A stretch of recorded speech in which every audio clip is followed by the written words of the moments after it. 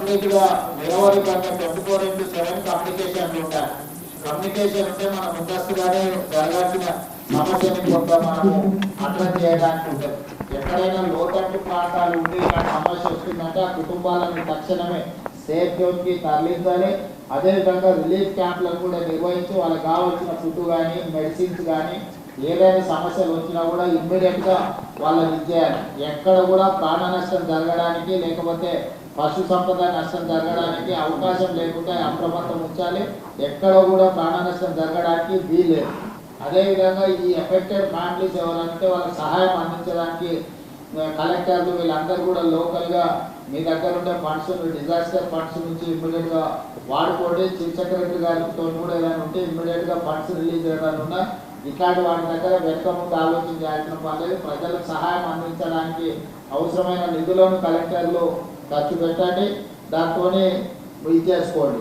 అదేవిధంగా ఎనర్జీ డిపార్ట్మెంట్కు ఈ తరగాలు కానీ వర్షాలు వచ్చినప్పుడు కరెంటు డిస్కనెక్ట్ అయ్యి పోలు పట్టుకోవడం ట్రాన్స్ఫార్మర్లు కాలిపోవడం జరుగుతుంది.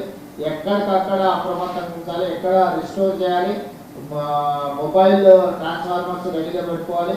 ఎక్కడికక్కడ పవర్ ఏదైనా అవసరమైతే ఇచ్చేయండి. పవర్ రిస్టోర్ చేయలేకపోతే అవసరమైతే జనరేటర్స్తోనైనా కూడా మీరు వాళ్ళని అప్రమత్తం చేసి చేసుకోవాల్సిన అవసరం ఉంటుంది.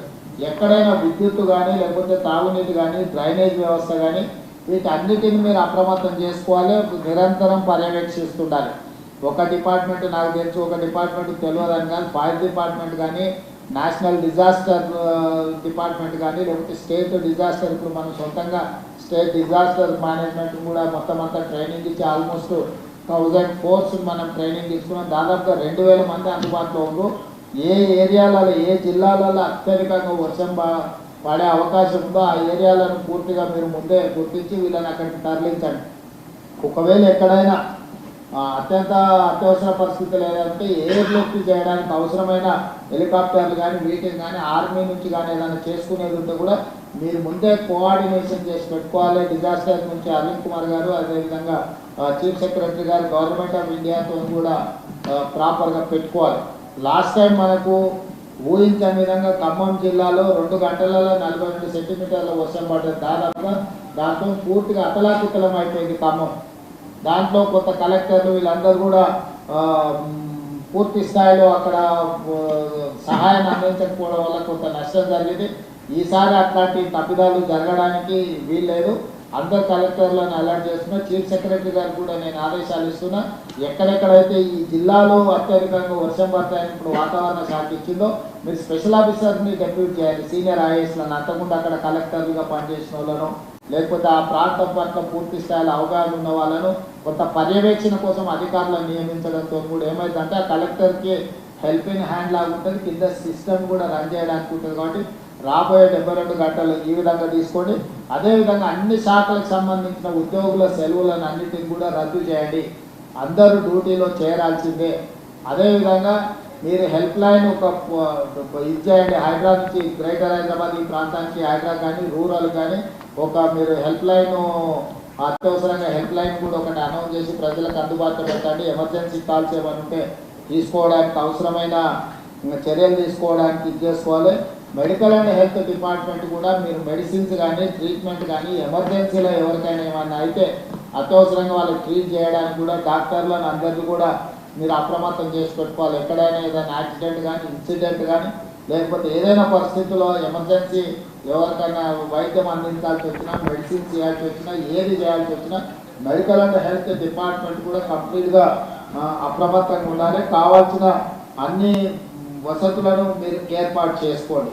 అదేవిధంగా చివరగా గ్రేటర్ హైదరాబాద్ అంటే రాచకొండ కావచ్చు, సైబరాబాద్ కావచ్చు, హైదరాబాద్ మేజర్ ఇక్కడనే వర్షాలు నీళ్ళంతా రోడ్ల మీదకి రావడం, దాంతో లోతట్టు ప్రాంతాలు కాలనీలు మునగడం, మన మూసి పరివాహక ప్రాంతంలో కూడా ప్రమాదాలు జరగడం, గతంలో నాగోలు ఎల్పీ నగర్ ప్రాంతంలో మనుషులు కొట్టుకుపోయిన సంఘటనలు ఉన్నాయి. కాబట్టి పోలీస్ కమిషనర్లు కూడా అక్కడ జనాలను పోకుండా ఎక్కడైతే ప్రమాద స్థాయికి నీళ్లు చేరుకుంటూ అక్కడ ట్రాఫిక్ను ప్రజల్ని పోనీయకుండా ఆపడానికి పోలీస్ ఫోర్సెస్ కూడా పెట్టాలి. సిటీ ట్రాఫిక్ను చేయడానికి ఫిజికల్ పోలీసింగ్ కూడా అవసరం. ఉన్నతాధికారులు కూడా ఫీల్డ్ మీద ఉండాలి. ఉన్నతాధికారులు పర్యవేక్షిస్తున్నారంటే మిగతా వాళ్ళు అందరూ కూడా వస్తారు. కాబట్టి రెగ్యులర్ పోలీసులు కూడా ఈ దీంట్లో భాగస్వామ్యం తీసుకోవాలి. Not only traffic police, normal టైంలో traffic police will take care of traffic regularisation. కానీ ఇది స్పెషల్ సిచ్యువేషన్ కాబట్టి regular police, law and order పోలీసులు కూడా ఈ 3 కమిషనరేట్ల కింద అందరినీ అప్రమత్తం చేసి పోలీసులు అందరూ కూడా దీంట్లో ఉండాలి. కంట్రోల్ రూమ్లో కూడా కంట్రోల్ రూమ్ ఇన్ఛార్జ్లకు, కంట్రోల్ రూమ్లో ఉన్న వాళ్ళకు ఎప్పటికప్పుడు సిటీ అంతా ఏ ఏరియాలో ఉందో అత్యవసరమైన పరిస్థితులను ఇచ్చేసుకొని వాళ్ళందరినీ అప్రమత్తం చేసుకుంటూ పోతుండాలి. అదేవిధంగా హైడ్రా నుంచి మీరు ఈ ఎఫ్ఎం రేడియోలకు వీటికి కూడా అలర్ట్స్ ప్రకటించండి. వాళ్ళకి చెప్తే వాళ్ళు ట్రాఫిక్తో పాటు ఎక్కడ కనుక వర్షపాతం ఉంది, ఎక్కడ బ్రిడ్జులు ఉన్నాయి, ఎక్కడ బ్రిడ్జులు లేకపోతే మొత్తము అక్కడ పోవడానికి అవకాశం లేని ప్రాంతాలు ఉంటే కూడా వాళ్ళందరినీ కూడా అప్రమత్తం చేసి రేడియో సమాచారం కానీ టీవీలలో కూడా అలర్ట్ చేయించడం, కొంత కోఆర్డినేషన్, మీడియా కోఆర్డినేషన్. అదేవిధంగా ప్రజల్ని భయపెట్టే వార్తలు కూడా ఎవరైనా ఇస్తే ఐఎన్పిఆర్ కమిషనర్ గారు కూడా నేను సూచన చేస్తున్నా, మీరు ఒక టీంను పెట్టుకొని ఎవరైనా ఒక భయానక వాతావరణం సృష్టించడానికి తప్పుడు వార్తలు ఎవరైనా ప్రసారం చేస్తే ఇమ్మీడియట్గా ఆ ఛానల్స్ని కానీ వాళ్ళని కానీ మీరు ఇమ్మీడియట్గా అప్రమత్తం చేసి వాళ్ళకి సమాచారం అందించండి. కాదు కూడదని వాళ్ళు ఏదైనా చేస్తే ఇమ్మీడియట్గా ఏం చర్యలు తీసుకోవాలో ఐఎన్పిఆర్ వైపు నుంచి కూడా దీంట్లో ఉండాలి. మీరు సమాచారం ఇవ్వనప్పుడు వాళ్ళు ఏదో ఒకటి వేస్తారు. మీరే అందుబాటులో ఉండి సమాచారం తెచ్చుకొని వాళ్ళకి సమాచారాన్ని అందిస్తే వాళ్ళు వాస్తవాలను కూడా ప్రకటించే అవకాశం ఉంటుంది. కాబట్టి ఐఎన్పిఆర్ డిపార్ట్మెంటు, సిపిఆర్ఓ వీళ్ళందరూ కూడా సమాచారాన్ని ఎప్పటికప్పుడు మీడియా ద్వారా కూడా ప్రజలకు చేరేటట్టు మీడియాను కూడా అప్రమత్తం చేయడం, మీడియా కూడా సమాచారం అందించే కార్యక్రమాలను కూడా తీసుకోవాలి. వీళ్ళందరినీ కోఆర్డినేషన్ చేయడానికి చీఫ్ సెక్రటరీ గారు, డీజీ గారు, కమిషనర్లు మీరు ఒక గ్రూప్ క్రియేట్ చేసుకొని ఎప్పటికప్పుడు ఆ గ్రూప్లో మీరు డిస్కషన్ చేసుకొని ఇన్స్ట్రక్షన్స్ ఇవ్వడానికి కూడా అవసరమైన దీంట్లో కూడా మీరు ఒక కోఆర్డినేషన్ లాగా ఉండాలి.